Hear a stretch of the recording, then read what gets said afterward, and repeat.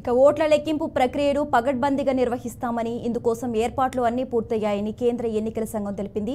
Counting కేంద్రాల వద్ద 3 అంచెల భద్రతా ఏర్పాట్లు చేశారు. కేంద్ర పారామిలిటరీ బలగాలతో పాటు ఆయా రాష్ట్రాల పోలీసులను మోహరించారు. ఇక ఇదే అంశానికి సంబంధించి మోర్ అప్డేట్స్ అందించడానికి నెల్లూరు నుంచి మా ప్రతినిధి మురళి లైవ్లో అందుబాటులో ఉన్నారు. మురళి, చెప్పండి, కౌంటింగ్కి కూడా ఏపీ కౌంటింగ్కి సర్వం సిద్ధమైంది. సో ఈ కౌంటింగ్కి సంబంధించి అప్డేట్స్ ఏంటి, అక్కడ ఏర్పాట్లు ఎలా జరుగుతున్నాయి?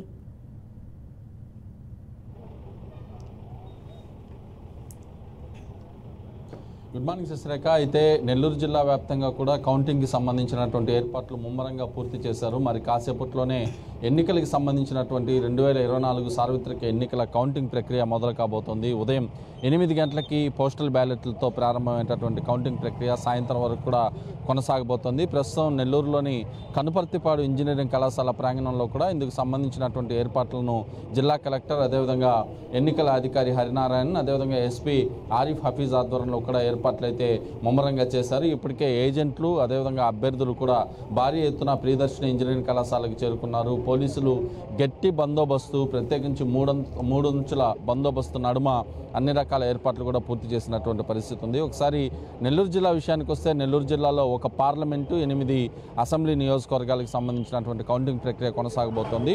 ఉదయం 8 గంటలకి ప్రారంభమయ్యేటటువంటి కౌంటింగ్ ప్రక్రియలో ముందుగా పోస్టల్ బ్యాలెట్ ఓట్లను లెక్కిస్తారు. దాదాపు 25,000కి పైగా కూడా పోస్టల్ బ్యాలెట్లకి సంబంధించినటువంటి కౌంటింగ్ కొనసాగబోతోంది. అది ముగిసిన తర్వాత ఈవీఎంలకి వెళ్తారు. ఈవీఎంలు కూడా దాదాపు సాయంత్రం వరకు ఇందుకు సంబంధించినటువంటి కౌంటింగ్ ప్రక్రియ కొనసాగబోతోంది. ఇప్పటికే ఏజెంట్లంతా కూడా ఇటు ప్రియదర్శిని ఇంజనీరింగ్ కళాశాల వద్దకు చేరుకున్నారు.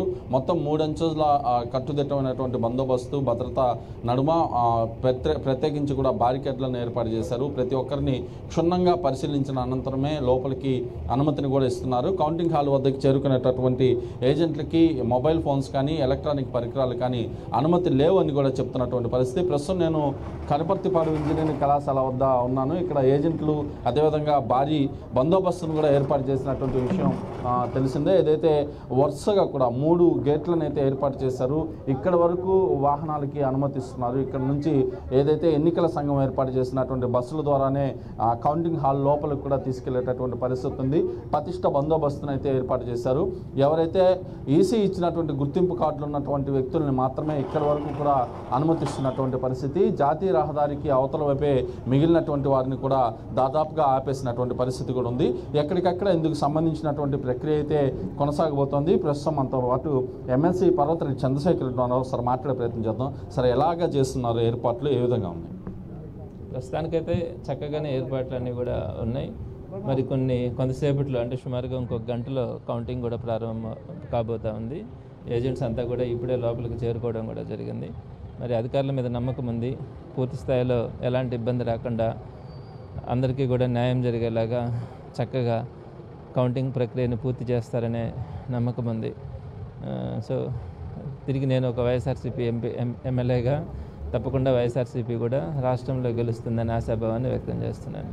అది మొత్తం మీద తీసుకుంటే ఏదైతే ఇటు నెల్లూరు జిల్లాలో ఉన్నటువంటి 8 నియోజకవర్గాలు ప్రత్యేకంగా కూడా ఏర్పాట్లు అయితే పూర్తి చేసినటువంటి పరిస్థితి. అసెంబ్లీలతో పాటు ఒక పార్లమెంట్ సెగ్మెంట్కి కూడా ఇటు ఏర్పాట్లు జరిగాయి. ఒకసారి ఈ జిల్లాకి సంబంధించినటువంటి దీంట్లో చూసుకుంటే ఏదైతే ఘర్షణ వాతావరణాలు ఎక్కడ కూడా తలెత్తకుండా పటిష్ట బందోబస్తు అయితే ఏర్పాటు చేసినట్లుగా జిల్లాకి సంబంధించినటువంటి ఎస్పీ చెప్తున్నారు. మరోవైపు ఇటు మొత్తం 2,327 పోలింగ్ స్టేషన్ల ద్వారా దాదాపు 15,48,183 మంది ఓటర్లు ఈ 2024 సార్వత్రిక ఎన్నికల్లో తమ ఓటు హక్కునైతే వినియోగించుకున్నారు.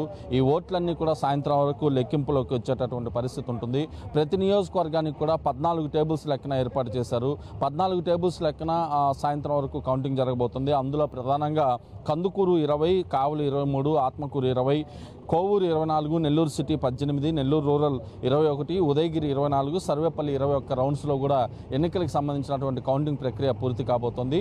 ముందుగా నెల్లూరు సిటీకి సంబంధించి అంచనా మధ్యాహ్నం 2 గంటలకల్లా రాబోతున్నటువంటి పరిస్థితి. అంటే 18 రౌండ్సే కాబట్టి అత్యంత తక్కువ సమయంలోనే, దాదాపు 5 నుంచి 6 గంటల సమయంలోనే ఈ కౌంటింగ్ ప్రక్రియ పూర్తవుతుందని చెప్పి అధికారులు చెప్తున్నారు.